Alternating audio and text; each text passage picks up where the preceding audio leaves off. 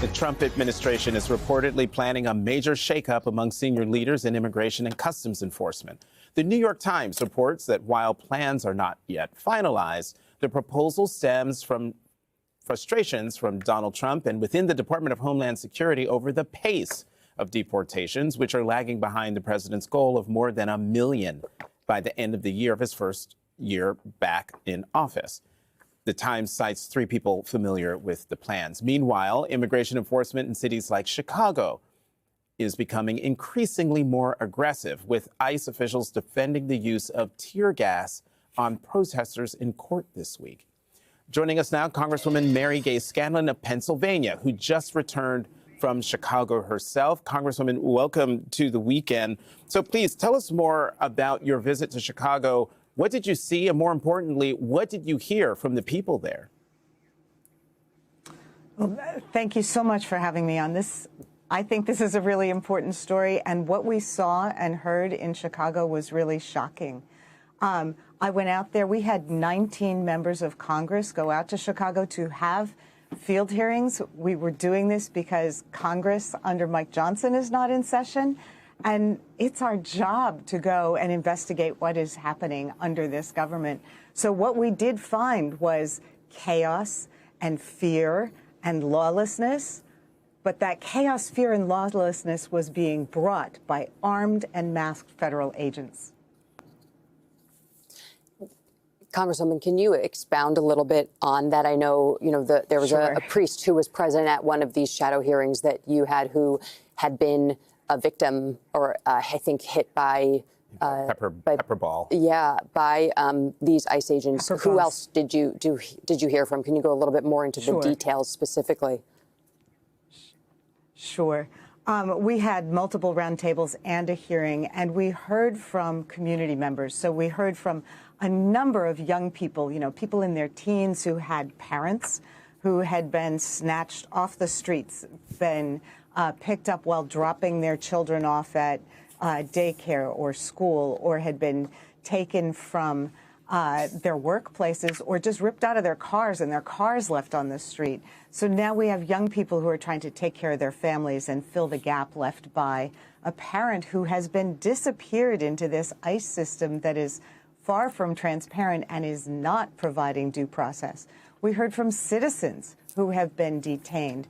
The day before we arrived, ICE had picked up 2 16-year-olds, at least one of whom was a citizen, on their way to school, and picked them up, detained them, and then just released them with no charges because there were no charges to bring.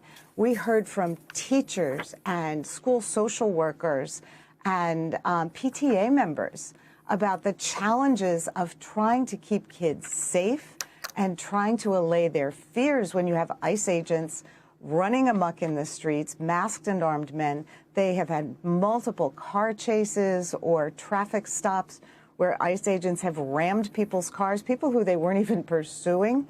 There just was this overlay of fear in the city, which I understand is probably part of what ICE and Steve Bannon and Stephen Miller are trying to do here.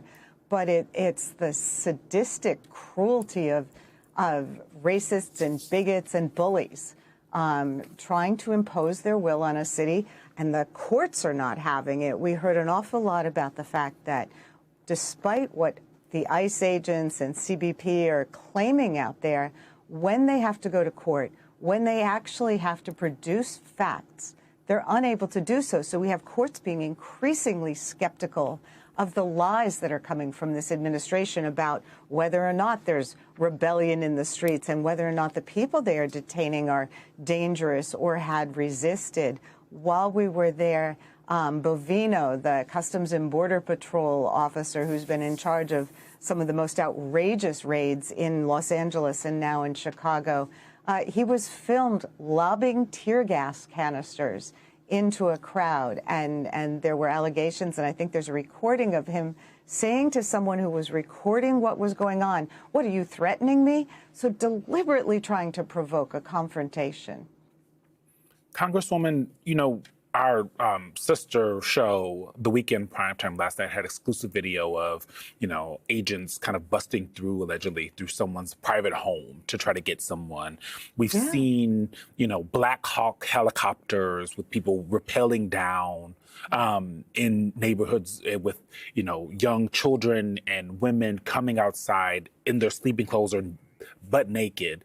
And I'm curious what you gleaned from the community about what it's like to be, how does it change the psyche of people where they constantly feel like they are under threat when they are seeing what's happening to their neighbors? Because our immigration process, while broken for a very long time, there used to be a kind of a rhyme and reason to it, right? People can expect if you act this way, then you're probably safe as long as you do these certain things. Now it's the wild, wild west. How does it change the psyche of a community for this to happen? Well, that's what was so chilling, is the chilling effect on the whole community. In fact, I think one of the Chicago Tribune had a front page headline, "Chilling Impact on Business." We spoke to folks in the community who talked about the 30% reduction in street traffic in small businesses.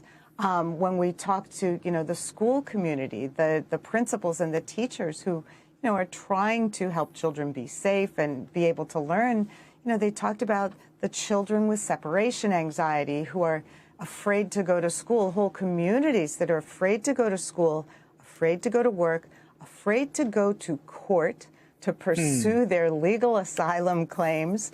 You just see this disruption of everyday life. We heard about people who haven't left their homes since the onset of this Operation Midway, or whatever stupid name they're calling it.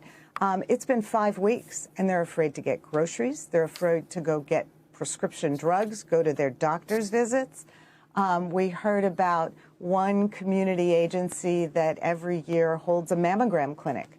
And last year they had 50 people sign up, and this year 0. It is just this imposition of fear on a community with outright lawless behavior, and it impacts not just folks who might be undocumented, because this administration is not just picking up undocumented immigrants. It's picking up people who have legitimate asylum claims and are trying to pursue them. It's picking up citizens. We heard last week of 170 documented citizen pickups, and we heard about more when we were there, because if you are operating in a lawless manner, if you don't provide due process, who is to say whether the person you pick up is a citizen or not, a criminal or not, or just someone who is protesting this lawless behavior with their First Amendment rights? Pennsylvania Congresswoman Mary Gay Scanlon with very important stories from her trip to Chicago. Thank you so much for joining us this morning.